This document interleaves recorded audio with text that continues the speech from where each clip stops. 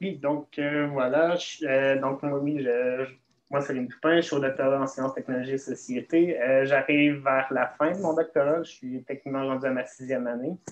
Oui, malheureusement, il y a des doctorats qui durent plus que 5 ans parfois. Puis donc, j'espère terminer dans les prochains mois. Puis en fait, ce que je présente aujourd'hui, c'est justement un projet qui découle de ma thèse. Donc, je pense qu'on peut y aller là, Daniel, si c'est bon pour toi. Oui, c'est parfait. Tu peux commencer. Okay. Parfait. Donc, bonjour à tout le monde. En fait, il me fait plaisir de vous présenter aujourd'hui un projet mené dans le cadre de ma thèse sur la communication de la recherche à propos des changements climatiques sur Twitter. Une thèse que je fais sous la direction de Florence Millerand et Vincent Larivière. Plus spécifiquement, dans ce que je vous présente aujourd'hui, je me suis intéressé en fait au public impliqué dans la circulation des articles scientifiques sur Twitter en développant une méthode d'analyse basée sur les descriptifs Twitter pour voir en fait qui partage justement les articles que j'ai étudiés dans mon corpus. Cette méthode-là se base sur la détection d'expressions qui sont associées à des catégories comme par exemple le monde de la recherche ou le monde politique ou encore le monde professionnel. Ce au moyen d'un code R qui assigne une ou plusieurs catégories aux descriptifs selon leur présence donc dans les descriptifs. Puis, dans un deuxième temps, cette méthode-là est aussi complétée par les assignations obtenues par la méthode sont corroborées par un codage manuel pour valider puis éventuellement aussi interpréter les résultats de la détection de mots afin d'envisager les contextes spécifiques dans lesquels circulent les articles scientifiques sur Twitter. J'ai divisé ma présentation d'aujourd'hui dans 5 points. Donc, tout d'abord, les questions de recherche qui animent mon étude. Une très brève mise en contexte pour illustrer les enjeux associés à la communication de la recherche sur Twitter. Ensuite, la collecte de données que j'ai faite sur les bases de données du Web of Science et d'Altmetric. La présentation de la méthode d'analyse des descriptifs Twitter, qui va vraiment être en fait le cœur de ce que je veux présenter aujourd'hui. Puis aussi, je vais en profiter pour présenter quelques résultats donnés par la méthode dans le contexte d'articles scientifiques sur les changements climatiques qui ont circulé sur Twitter. Puis finalement, pour clore ça, je vais avoir une discussion en fait sur la méthode en tant que telle, surtout en fait le potentiel puis les limites de cette méthode-là pour étudier les publics de la recherche en ligne d'une part, mais aussi donc c'est ça, pour envisager les potentiels puis les limites de la méthode pour la recherche et l'évaluation des contextes de communication savante sur Twitter. Donc, les questions de recherche de ce que je vous présente aujourd'hui, très brièvement. Donc, d'une part, quels sont les publics représentés dans la communication de la recherche à propos des changements climatiques sur Twitter, qui est la question, en fait, qui m'animait à la base quand j'ai développé la méthode que je vous présente aujourd'hui. Puis, dans un deuxième temps, comment la détection de mots dans les descriptifs des comptes Twitter peut-elle nous permettre d'envisager les publics qui participent à la circulation de la recherche dans ce cadre-ci sur les changements climatiques, mais de façon plus large aussi pour d'autres objets de recherche. On pourrait penser éventuellement, par exemple, à la COVID ou d'autres disciplines. Ça pourrait même être utilisé sur d'autres types de documents, par exemple des articles de vulgarisation scientifique. Dans ce que je vous présente aujourd'hui, donc, je me suis vraiment focusé uniquement sur des articles scientifiques qui parlent des changements climatiques. Puis donc, dans un premier temps, la première question, il s'agit donc d'examiner quels sont les types de publics qui font circuler la recherche sur Twitter. Par exemple, est-ce que c'est des scientifiques, est-ce que c'est des journalistes, des responsables politiques, par exemple. On s'attend à ce que ce soit un mélange d'un peu tout ça qui varie selon les contextes de communication, même si finalement, comme il s'agit d'articles scientifiques, justement, les chercheurs et chercheuses devraient s'haïr, en fait, puis être au cœur de la conversation. Puis dans un deuxième temps, donc oui, encore une fois, la deuxième question, si on veut, c'est vraiment de revenir sur comment cette méthode-là peut être déployée de façon, si on veut, cohérente pour justement la recherche et l'évaluation, surtout considérant que justement la question de l'impact de la recherche sur les médias sociaux est une question qui est de plus en plus au cœur des questions d'évaluation de la recherche. Donc, mise en contexte, la communication publique de la recherche sur les médias sociaux, c'est un enjeu qui intéresse de nombreuses parties prenantes. Donc, on peut parler entre autres des chercheurs et chercheuses, de la classe politique, aussi de la société civile. Surtout considérant qu'une promesse de la communication scientifique en contexte numérique, c'est de faciliter l'accès aux productions de la recherche, non seulement au sein des communautés savantes, mais aussi dans la société. L'engouement pour tout ça, c'est vraiment cristallisé avec le développement il y a une dizaine d'années d'une classe d'indicateurs, les altmétriques, dont l'objectif était de mesurer l'impact sociétal de la recherche en ligne à travers les traces laissées par les documents savants au sein des environnements numériques, par exemple des liens qui seraient publiés sur Twitter. On voit ici, justement, dans la figure que vous voyez ici, donc une manifestation des altmétriques. Donc, on voit, par exemple, qu'il y a des mentions dans les blogs, il y a des mentions sur Twitter. Ces différentes traces-là sont ensuite, si on veut ramasser, je vais dire ramasser, c'est peut-être pas le bon terme, mais disons rassemblées pour produire un score qui est un score altmétrique qui est censé en fait refléter justement l'impact sociétal de ces articles-là. Même si aujourd'hui, finalement, on voit que cet impact-là, justement, est de plus en plus remis en question. Donc,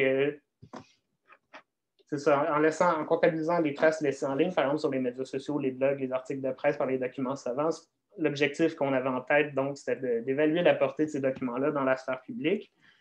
Comme je vous mentionnais, la notion d'impact sociétal a été remise en question. Aujourd'hui, on parle beaucoup plus, par exemple, d'attention en ligne, par exemple, ou de popularité. Surtout, en fait, considérant que ces indicateurs-là, c'est assez difficile, finalement, de les relier à une contribution, à une résonance claire qui serait précise dans la société. Les articles peuvent être partagés pour vraiment plusieurs raisons. Des fois, peut-être pas nécessairement pour des raisons qui indiquent, par exemple, une contribution réelle aux enjeux sociaux, mais uniquement parce que, par exemple, il peut y avoir des erreurs d'édition. On peut aussi parler d'édification, si on veut, de gamification, si on veut, des articles scientifiques à travers leur circulation sur Twitter. Ici, justement, on a un exemple, par exemple, d'un article qui est une figure, c'est un exemple assez emblématique, justement, d'un article qui a circulé abondamment sur Twitter, mais peut-être pas pour des bonnes raisons. Justement, vous voyez ici donc la citation « Should we cite the crappy Gabor paper here? » Donc, c'est justement le genre d'article qui peut être très populaire éventuellement sur Twitter, mais peut-être pas pour des raisons. Les raisons, en fait, pour lesquelles on pensait, donc un impact sociétal réel ou une résonance, en fait, dans la société de ces papiers-là. Cependant, donc, c'est ça, cerner la portée de la résonance sociétale des articles scientifiques, ça demeure quand même un enjeu des récentes recherches, justement pour mieux comprendre les contextes dans lesquels la recherche circule en ligne, dont Twitter. Justement, Twitter est pas mal au centre, justement, de ces recherches-là. Que ce soit pour envisager les transformations suscitées par le numérique dans la communication de la recherche, ou encore pour examiner la portée des documents savants dans les processus d'évaluation. Puis une question, en fait, qui demeure en suspens à travers tout ça, c'est de comprendre qui sont les publics de la recherche. Donc, quand on parle de contexte de communication, les publics sont au cœur de ça. Par exemple, est-ce qu'il s'agit de chercheurs et de chercheuses? Est-ce qu'ils se parlent entre eux ou entre elles? Ou bien les articles circulent en dehors des communautés savantes? Ce que je vous présente aujourd'hui, justement, s'inscrit dans ce mouvement-là à travers l'examen des publics de la recherche à propos des changements climatiques sur Twitter. J'ai choisi de travailler sur un corpus qui parle des changements climatiques, étant donné que c'est un enjeu qui est susceptible, finalement, d'avoir une résonance auprès de nombreux groupes sociaux. Rapidement, donc, pour la collecte de données, c'est une collecte de données que j'ai faite pour l'ensemble de ma thèse. La collecte de données s'est faite justement à partir de la base de données du Web of Science, qui est une base de données bibliométrique de Clarivate Analytics. En faisant cette collecte de données-là, j'ai misé sur des mots-clés Climate Change, Global Warming, IPCC dans le titre, en regardant spécifiquement les articles de 2015 et 2016 qui étaient les plus récents à ce moment-là dans la base de données. Puis ça tombe bien étant donné que c'est aussi les années charnières de l'accord de Paris sur le climat. Une limite de la base de données, c'est d'un point de vue d'analyse bibliométrique, c'est que ça donne par contre une surveillance importante à la recherche en anglais. Donc, les articles que j'ai ramassés sont principalement des articles qui ont été rédigés en anglais. Ensuite, le titre, pourquoi avoir choisi le titre? C'est une information qui apparaît souvent dans les tweets qui partagent des articles. C'est un indicateur assez direct de l'objet d'un article. Puis, toutefois, par contre, c'est ça, il faut considérer que ce que je vous présente aujourd'hui, ça ne se veut pas un corpus qui représente l'ensemble de la recherche sur les changements climatiques, mais plutôt, si on veut, un échantillon ou plutôt une base, en fait, pour étudier comment certains articles sur les changements climatiques ont pu circuler sur Twitter. Donc, en ce sens-là, je vais essayer, en fait, d'éviter les généralisations à l'ensemble de la recherche sur les changements climatiques. Ce que j'ai aujourd'hui reflète seulement un ensemble, en fait, de ce qui a été publié en 2015 et 2016 sur le sujet. Puis donc, pour les résultats de ce que je vais vous présenter, c'est sûr que je vais vous présenter des résultats pour l'ensemble du corpus, mais je vais porter mon attention en fait plutôt sur les 5 articles les plus partagés par année. Ensuite, pour chaque article, je suis allé chercher les tweets et les méthodologies qui sont associés au moyen du DOI. le Digital Object Identifier, qui est un identifiant qui peut être attribué aux articles pour faciliter le référencement des documents. Ce DOI-là, justement, m'a permis de croiser la base de données du Web of Science avec celle de l'organisation Altmetric qui collige des traces laissées par les documents savants en ligne. Ces données-là sont justement sont issues d'un transfert de données en octobre 2017 auquel j'ai pu avoir accès grâce à un accès en fait auprès de l'OST, l'Observatoire des sciences et des technologies, qui est basé à l'UQAM. Quelques informations sur le corpus. Donc, on constate que les articles tweetés au moins une fois sont publiés dans des revues plus spécialisées comme Climatic Change, Global Change Biology. Mais finalement, les articles les plus visibles, ceux qui ont eu le plus de visibilité ou qui ont été le plus partagés, finalement, sont publiés au sein de revues qui jouissent déjà d'une grande visibilité. On peut parler de Nature, de Science, de PNAS, donc Proceedings of the National Academy of Sciences. Ce qui tend à indiquer que l'utilisation des médias sociaux pour la communication de la recherche peut renforcer des structures de pouvoir déjà existantes pour l'accès à la visibilité en ligne. Donc, le cœur de ce que je veux présenter aujourd'hui, donc la méthode d'analyse que je vous présente, se base sur la détection d'expressions dans les descriptifs des usagers Twitter, détection ensuite corroborée par une analyse manuelle. Dans un premier temps, 8 dictionnaires d'expressions associés aux catégories que vous voyez ici, donc recherche, personnel, professionnel, politique, communication, organisation, éditeur robot, ont été créés par un premier codage manuel d'un échantillon d'environ 1000 descriptifs. Ces dictionnaires-là ont ensuite été intégrés à un script en R pour assigner une ou plusieurs catégories aux descriptifs dans lesquelles ces expressions figurent, ce qui permet de considérer éventuellement les multiples procédés par lesquels les usagers peuvent se présenter sur Twitter. Par exemple, quelqu'un ou quelqu'une qui se présente comme un scientifique et qui aime aussi les chats, par exemple. Dans ce cadre-ci, donc, le descriptif serait assigné à la fois à la catégorie recherche, étant donné que la personne se présente comme scientifique, mais aussi à la catégorie personnelle, étant donné qu'elle dit qu'elle aime les chats. Les mots que vous voyez ici, ce sont uniquement des exemples. Il y a beaucoup plus de mots dans ces dictionnaires-là. Puis, les expressions, en fait, que vous voyez ici sont des exemples. En fait, les descriptifs, pardon, le titre est mauvais ici. Donc, les descriptifs que vous voyez ici sont des exemples, en fait, de ce que j'ai pu aller chercher avec cette méthode-là. Je ne vais pas nécessairement passer à travers le détail de comment toutes les catégories ont été construites, mais ce qu'on voulait faire avec ça, ce que je voulais faire, en fait, c'est avoir des dictionnaires qui ont pour but de cerner éventuellement les figures d'usagers potentiellement impliquées dans la circulation de la recherche à propos des changements climatiques sur Twitter. Les assignations obtenues ont ensuite été faites, ont à nouveau fait l'objet d'une analyse manuelle en se basant sur quelques articles pour peaufiner les dictionnaires, valider les résultats obtenus et aussi porter une interprétation sur les résultats. En fonction des assignations uniques ou multiples ou éventuellement des catégories. Justement, l'avantage de cette méthode-là, ce que je voulais faire, c'est aller chercher quand disons, un descriptif se présente à d'une ou plusieurs façons. Ce qui est important à considérer, c'est que les résultats que je montre ici, en fait, indiquent les comptes dans lesquels un descriptif est associé à une catégorie. Donc, l'interprétation de ces résultats-là représente justement par exemple, une assignation en tant que telle, mais représente ou un descriptif, mais on ne peut pas nécessairement dire, par exemple, de porter de jugement précis de qui est derrière un compte précisément. Donc, quelques résultats. Le tableau que vous voyez ici présente des résultats pour l'ensemble du corpus, mais aussi pour les 5 articles les plus partagés en 2015 et 2016. On constate tout d'abord que le taux d'assignation est de 70 bien que ce taux-là varie de manière importante selon les articles. Ensuite, on constate que les assignations aux éditeurs robots, ce qui est faible, ce qui n'est pas nécessairement surprenant. D'une part, les éditeurs ou les journaux, par exemple, vont jouer un rôle principalement marketing dans la circulation de leurs articles, mais il va être rare d'en voir plus de 1 ou 2 qui vont partager un article spécifiquement, un article individuel. D'autre part, pour les robots, il est rare que les comptes qui publient majoritairement des contenus automatisés se présentent comme tels sur Twitter. Ils vont plutôt chercher en fait, à émuler des comportements humains. Puis, c'est beaucoup mieux en fait, d'aller voir justement des comportements qui pourraient être aberrants par rapport aux comportements humains pour détecter leur présence. Entre autres, une étude récente menée par Thomas Barlow de Brown University tend à montrer qu'environ un quart des tweets à propos des changements climatiques seraient publiés par des robots, ce qui tend à indiquer en fait un volume assez important de comptes dont le contenu est partiellement ou totalement automatisé. Ensuite, un constat qui sort de ces résultats-là est le caractère très distinctif de certains articles qui tend à illustrer que ceux-ci circulent auprès de communautés spécifiques, comme on peut le voir pour l'article ici, ecological networks are more sensitive to plant than to animal extinction under climate change. Ça, c'est un exemple aussi où la part en fait, des comptes ayant une assignation au milieu de la recherche est considérable par rapport aux autres catégories.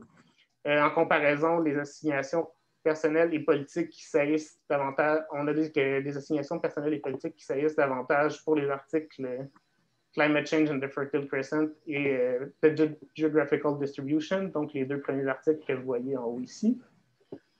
Mais sur l'ensemble des articles, on constate néanmoins que les assignations au milieu de la recherche sont généralement plus saillantes, bien que les autres catégories sont aussi assez bien représentées.